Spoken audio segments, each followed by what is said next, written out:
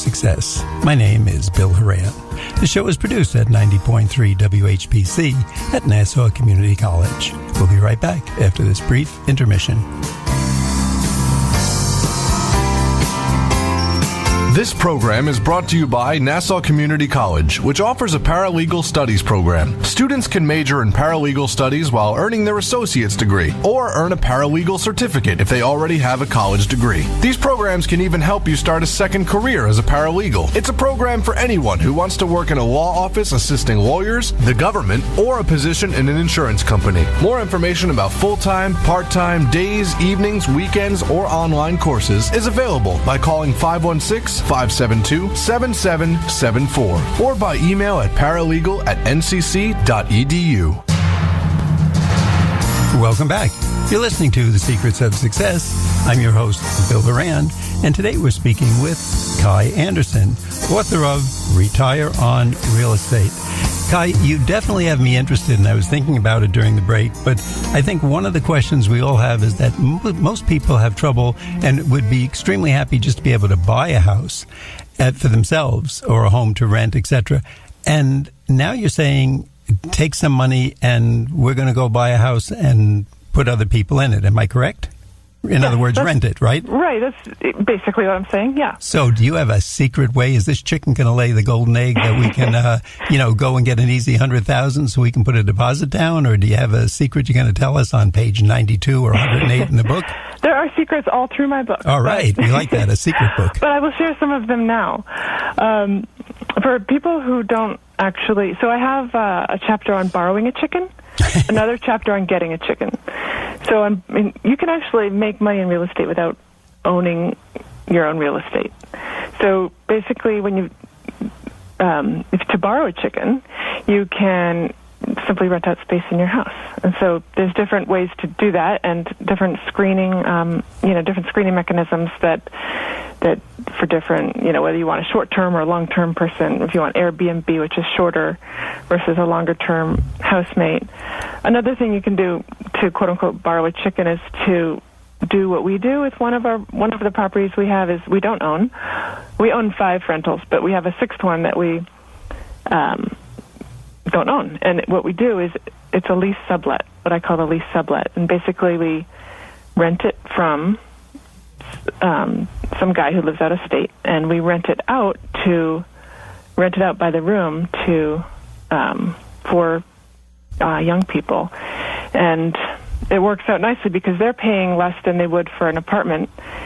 The landlord, the owner, is getting a guaranteed check every month, and then we're getting the difference. So it's a great way to... That is an interesting idea, because a lot of people who are not, sometimes people inherit a house that's in your state, they're not there, but they would like to make money. So you're winning and they're winning. Right. And so that's just one way to get your feet wet in terms of like the property management and or you can just add that to your existing sources of income if you wanted just a little bit of extra, if you're willing to do the property management. But there's also other ways to buy property. Once you're ready to, get that rental, get that chicken, you can leverage your existing resources like we've done. You can basically borrow from your 401k or turn part of your IRA into something which actually you can buy property within it, and the income goes back to that. But my favorite is actually borrowing from the 401k, because when you borrow from the 401k, and you can borrow for anything, but I really don't recommend borrowing for anything except for the purchase of rental, because by that, you're creating an asset. So if you borrow from your 401k, you pay a very, very low interest rate. There's no fees besides the interest, and the interest rate actually goes back to yourself, which is awesome, and it's all paid off within 5 years. So we did this a couple times, and with 15-year mortgages, and then we've paid off these 5-year 401k, loans, either by refinancing or another property or paying it off the slow way. That's just one way. But another way that a lot of people do it is they buy a 2-family or multifamily home and choose to live in one of the units.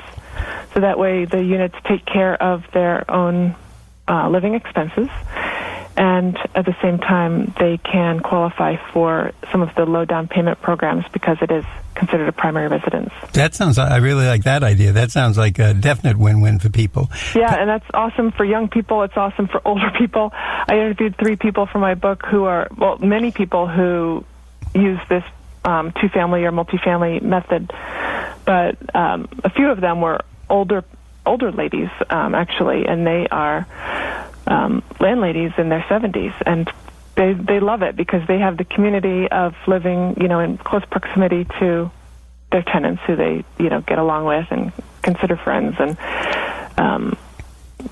but they're also having their income supported by that rent. Kai, I'd like to let our audience know once again, our guest today is Kai, spelled Kai Anderson, Anderson.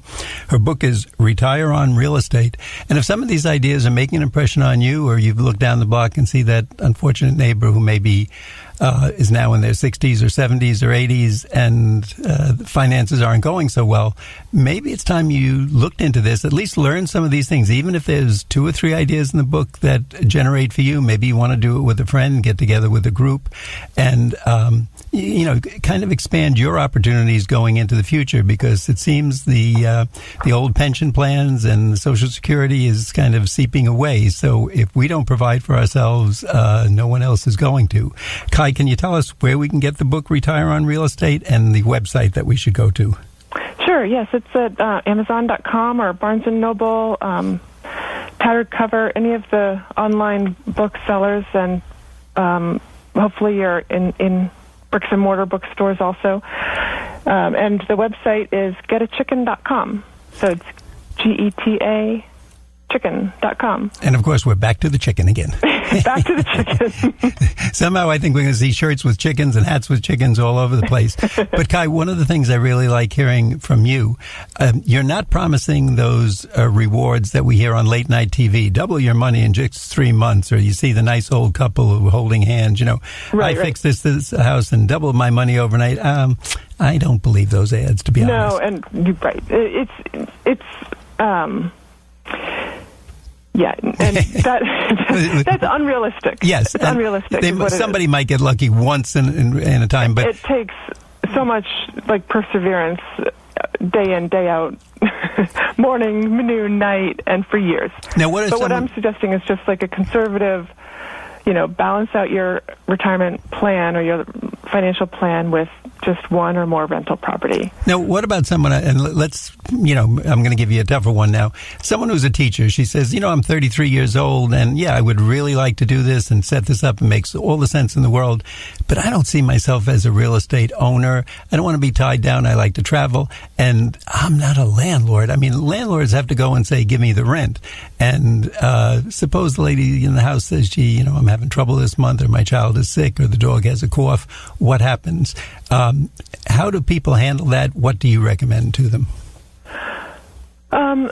So let's see. So there's a lot in there, but for the younger people who don't really want to deal with all that, or really anyone for that matter, property management company can really just take care of that for you. Okay, tell us about those guys. Yeah, well, property managers are professionals in the field who don't mind asking for the rent and doing what they need to do to get it. And so somebody doesn't really want to deal with the day in, day out aspects of owning rental property. That really is the solution. Then you have that asset. You have it, like a couple that I interviewed from Virginia, they're a young couple, and they have a couple young children, and they just don't want to deal with it. So they have a property manager, and they literally never think about their property. The money comes into their account every month, and they literally never have to think about their property. So, I would recommend that, I guess, for people who... And Kai, one of the other things that, if you tell me if I'm correct with this, owning real estate, you also have some deductions that reduce your taxes. That's correct. Yep. Okay. I mean, we kind of jumped over that, but presently... There's benefits in that way. There's a lot of different benefits, and that is one of them. In terms of the taxes, you can benefit a couple ways. There's depreciation, which sounds like a bad thing, sounds like the opposite of appreciation. But depreciation is really a government mandate, actually, even though it works out in your favor, that you have to, quote unquote, depreciate the value of the property on your taxes. What that means is that you actually get money back for the property year in, year out until you sell it, if you sell it. And then the second is, of course, depreciating any of your expenses, the utility bills if you pay them, and the maintenance, the repair, but also other things you can depreciate, like the tax preparation and So some of the nice things is that, one, I'm saving some money on taxes. And tell me if I'm correct. Two, I'm getting some rental, even if certainly I'm going to have some expenses, but even if it's a modest rental, that's coming in. And we haven't even talked about yet, the real estate is going to appreciate. Well, so there's no guarantee that the real estate will appreciate. It's definitely, I think, what we experienced in 2007, 2008 taught us all a big, powerful lesson about that. So I really don't bank on that. But you do have this asset that you are paying off little by little, and you're not paying your own money. This is, the rental income is covering the cost of your mortgage and all your expenses. Kai, our time goes much too quickly when we have a guest like you, but I appreciate your honesty, because you're not giving us that, you're going to make money 10 different ways. You've been extremely bluntly honest, and that's what we like here on The Secrets of Success. Well, you may get it through appreciation, and you often do, but it's just not a guarantee. Well, no, we appreciate, as I said, that you're not trying to in quotes, sell us on something. Before we wrap up, I want our audience to know our guest has been Kai, Kai Anderson. Her book is Retire on Real Estate. And if you like some of these ideas, jump on board. Give us that website real quick, Kai. GetAChicken.com. There we go. Chickens again. Kai, thanks so much for being with us today. We'd like to remind our audience that you've been listening to The Secrets of Success on 90.3 WHBC. I'm your host, Bill Horan, asking you to please join us again next week at the same time when we'll continue our journey to success.